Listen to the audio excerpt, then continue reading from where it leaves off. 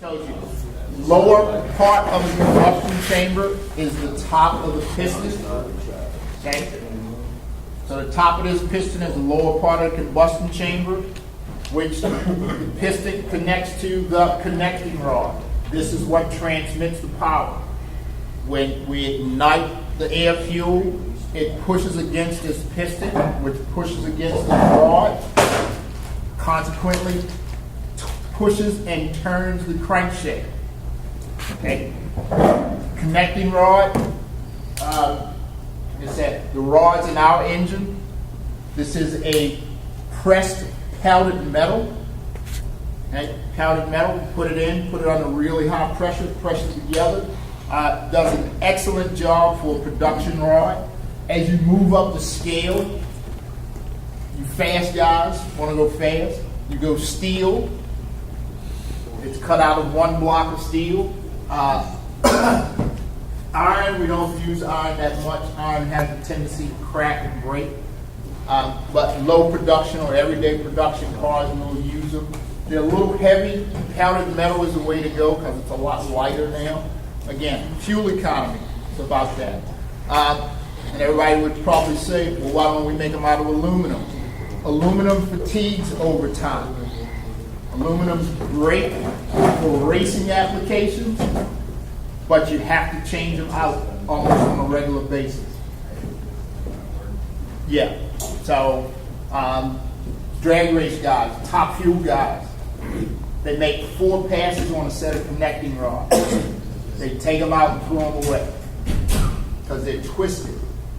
They're twisted, they're no good. And at roughly $2,800 a set, a lot of money. So the next one up the line is titanium. What do they cost? About $1,000 a piece. How much is Steel, I need you to set a steel rods for probably about $450. That's 8.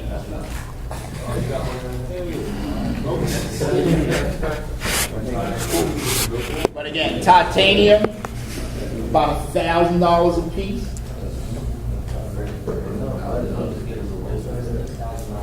Oh yeah, if you got one of them big V12s and you want to set of titanium rods, Go for it. give me 12 grand. Got them ready. See, that's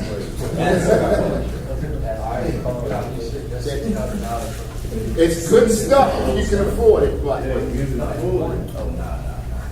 yeah, did y'all see on the internet yesterday there was a Bugatti Veyron went up for auction.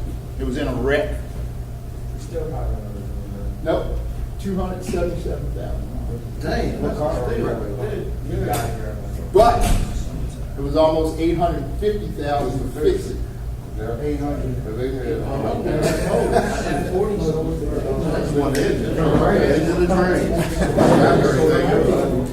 So, and it wasn't one of the early ones. It was an '08, so it only had 950 some horsepower compared to 1,200. Yeah, it's in the train, isn't Okay, the rod itself, when you look at it, we call this end that connects to the piston. This is the small end. The end that goes around the crankshaft is the big end. Okay, and the small end is a thick wall steel pin. This is the piston pin. Okay, this connects the connecting rod to the piston. Okay, now difference is you can have different ones. This is what we refer to as a full floating. Okay, this is big money because the pin is not pressed to the rod and it is not pressed to the piston.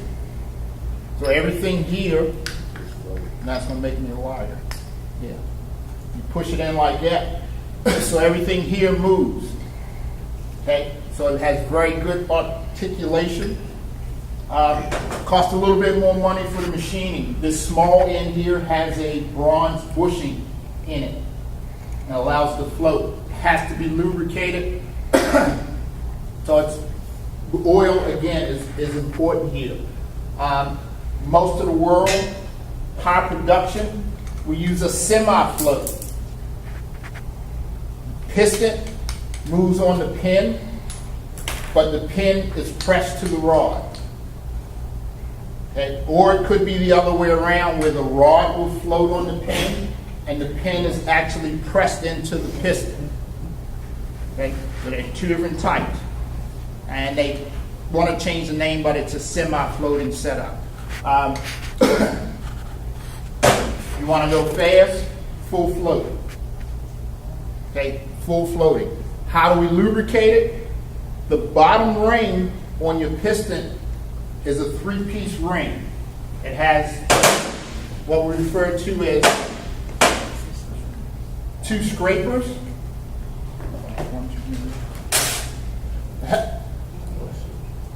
It has 2 rails, which are the scraper rails, one top and one bottom.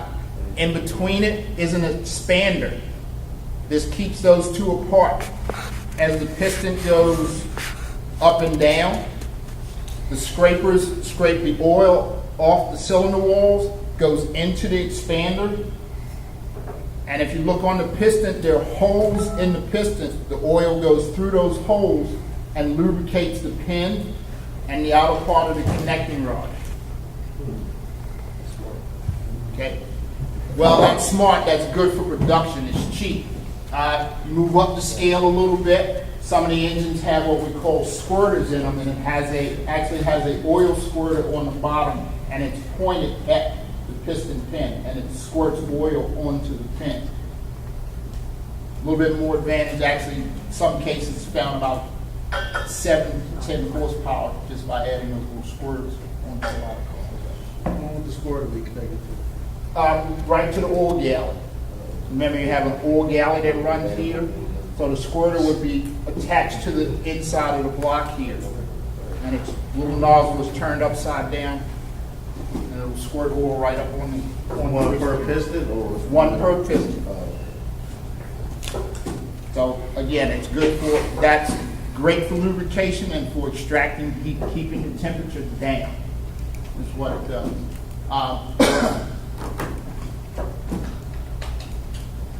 No, I lost it. Of course, the big end of the rod, 2 pieces. The rod itself, and then the rod cap. You have a 2-piece bearing, same as the main bearing in the crankshaft. The bearing will be blank, same material, okay, and it still has the locking lug. I showed you the other day the cracked rod. This rod here actually has dowel pins to help guide it. So as you put it together, that's the alignment process that aligns the 2 halves together, so it's critically aligned. It's aligned correctly.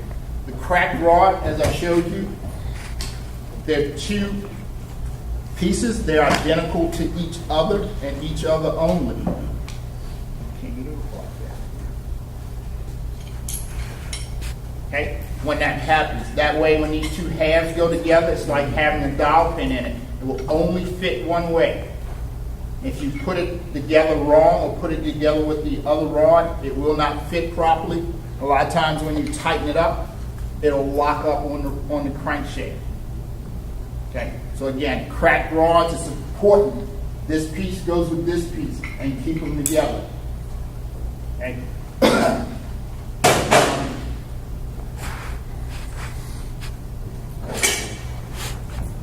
The other great innovation over time has been the connecting rod bolts. Where this bolt is pressed into the rod, we had an issue with improper rod stretch or rod bolt stretch. The bolts would not stretch properly. What that gave you was, when you tighten it up, would actually be too tight on the crank pin, or it would edge shape itself on the crank pin. Improper torque, premature bearing failure. Okay, when we get to that part, we start talking about bolts. When we tighten this up, we actually want a bolt to stretch. We don't want the threads to stretch, but we want the bolt itself to stretch. That gives us the clamping force there. If the threads stretch, we're actually pulling on the boss here, okay, which pulls it out of form and instead of it being round, it actually makes it oval. That, again, those are the issues, you get the issues of premature bearing failure, and that's not what you want. So most of the world has gone now to a connecting rod bolt. No more pressed in studs like this. This is much better. Again, less friction, less fuel usage, higher fuel economy. Okay? It's all about reducing the friction, bringing it down, bringing it down. This